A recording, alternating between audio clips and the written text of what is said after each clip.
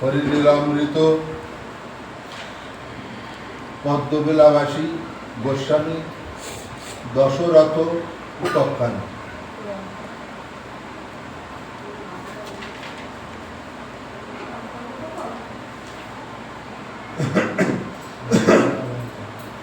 তাহলে ঠাকুরের মহিমা যখন দশরথকে সবকিছু বলল, দশরথ সবকিছু শুনে ঠাকুরকে তখন কি বলছে, যে দশরথ রোগ সারার জন্য ঠাকুর বাড়ি ওরাকান্দি এসেছিল, সেই দশরথ ঠাকুরকে বলছে যে আমার রোগ সারে বা না সারে তাতে ক্ষতি নাই, কিন্তু তোমার চরণ ছাড়া করো না আমায়।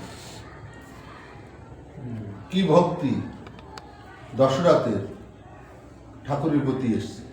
প্রথম কিন্তু ভক্তি ছিল না, বিশ্বাসী ছিল না, অবিশ্বাসী ছিল। প্রভু কয় তোর সাধন ভজন শুদ্ধচারী বৈরাগী ব্যাধির কারণ কি কারণ? প্রভু কয় দশরথ তোমারে জানাই, শৌচাচার করে তোর হলো সুশিবাই। কি বলছে? যেমন আমাদের মহাসংকীর্তনে একটা গান আছে, তার ঘোষা দেখে সেই রসরাজ পাগলের কাজ, করণ কারণ গেছে দুই। তার মানে এই যে দুঃসুচিবাই, তাই না, এই সুচিবাই এই নিয়ম কারণ, তার জন্য তুই এই ব্যাধিগ্রস্ত হয়েছিস। ঠাকুর বলছে, কি বলছে? যদি ধরবি মতুয়ার বলি, তেজ্য কারো সাধন বাজন শিক্ষা দীক্ষা কৌপিন যদি ধরবি মতুয়ার বলি। তাই ওই সমস্ত খুঁটিনাটি আমাদের মতুয়ার ভিতর নেই, তাই না? আর তুই এত সুচি বাই করেছিস বলে আজকে তোর এই ভোগ।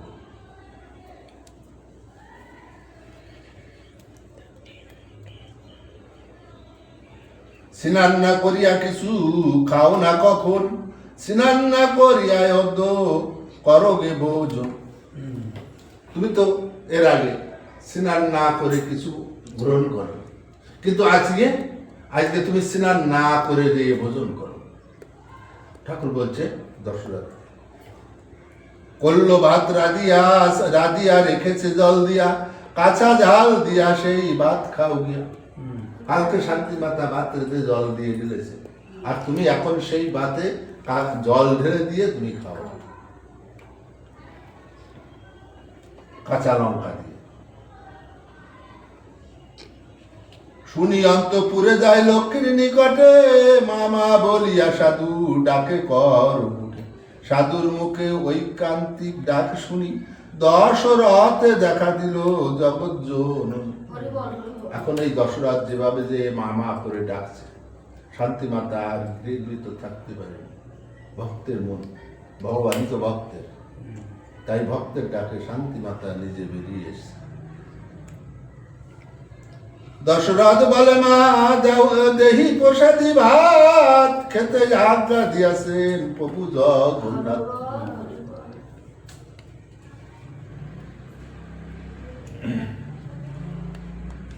সাধু ভক্তগণ সব যায় উড়িষ্যায়, সেই আনন্দ বাজারে প্রসাদ ভেঙে খায়। এই যে কথাগুলো দশরথ বলছে, কিন্তু বৈষ্ণব সমাজের কথা বলছে। করলো রাজি আসবাদ তাতে দিলে জল, সেই মাতা লক্ষ্মী তুমি সেই সে উৎকল। আনন্দ বাজারেই ভেঙেছি প্রসাদ, পদ হস্ত দেহ খেয়ে পুরাইব সাত। তব হস্ত রাধায় অন্ন জগন্নাথ ভোগ, দেহ অন্ন খাইয়া সারিব ভব। তোমার হাতের রান্না, এই রান্না খায় কি? জগন্নাথ, মানে উনি ঠাকুরকে জগন্নাথ বানিয়েছে। যেমন হীরামন রামরূপ দেখে গেছে, উনি ঠাকুরকে জগন্নাথ। তা বলছে যে ভোগ রান্নি জগন্নাথ গ্রহণ করত, আমি আজকে সেই প্রসাদ খেয়ে আমার ঢের যত ভাবর ব্যাধি আছে, আমি সেই ব্যাধি হতে নিবারণ হব। এটা খেলে আমার আর কোনো ব্যাধি থাকবে। বহিদেশে থাকিয়া বলেছে জগন্নাথ, দশরথ দেহ কাঁচা লঙ্কা পান তামাক। ঠাকুর দূর থেকে বলছে শান্তিমাতা, ওই দশরথ গেছে, দশরথকে পান্তা ভাত আর কাঁচা লঙ্কা খেতে দাও। জগৎ মাতা দিল অন্ন আর কাঁচা লঙ্কা, দশরথ বলে মোর গেল মৃত্যু শঙ্কা। যখন শান্তি মাতা এই পান্তা ভাত আর লঙ্কা দশরথকে দিল, তখন দশরথ বলছে, এই খেয়ে আমার গেল মৃত্যু শঙ্কা, আমার আর মৃত্যুর ভয় নেই। মানে যে কালা জ্বর নিয়ে ঠাকুর ওরাকান্দি গেছিল, কি স্যার ঐহিক জ্বর ভবরোগ গেল, অন্ন পাত্র ধরি সাধু মস্তকে রাখিল। না খেয়ে ওই ভাতের থালা আগে মাথায় রেখেছে, ঠিক আছে। অন্ন বহুদিন অরুচি না পারে কিছু খেতে, অদ্বয়াত রুচি নাহি পারে ধৈর্য হতে। মানে বহুদিন তো অরুচি ছিল, মুখে কিছু খাইনি, কিন্তু এই খাবার পেয়ে ওরা দেরি সহ্য হচ্ছে না। হ্যাঁ, ওখানে মহাসংকীর্তন আছে, গোলক পুলক চিত্তে পুষক পাত্র লয়ে মাতে আনন্দ করেছে কত নর্তন কীর্তন। হ্যাঁ, আনন্দ বাজারের প্রসাদ নিবিকে আয় আছে না? তা এখন দশরথ ওই প্রসাদ মাথায় রেখেছে, বোঝা গেল?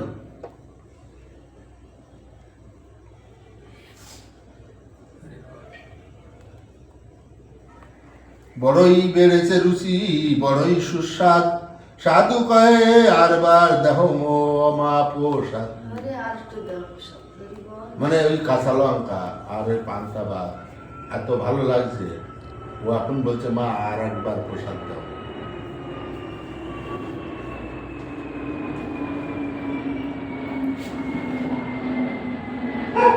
এইখানে উত্তর আছে, ব্রহ্মা বিষ্ণু পুরান্দরে যে প্রসাদ বাঞ্ছা করে কে আনিল, এই প্রসাদ জীবের কারণে। তাহলে জীবের কারণে এই প্রসাদ কে এনেছে? শান্তি। বীর দিয়া ডাক ছেড়ে কহে দশরথ, কাহা লাবড়া ব্যঞ্জন কাহা জগন্নাথ। দশরথ হাত দিয়ে বলছে, কোথায় লাবড়া, কোথায় ব্যঞ্জন?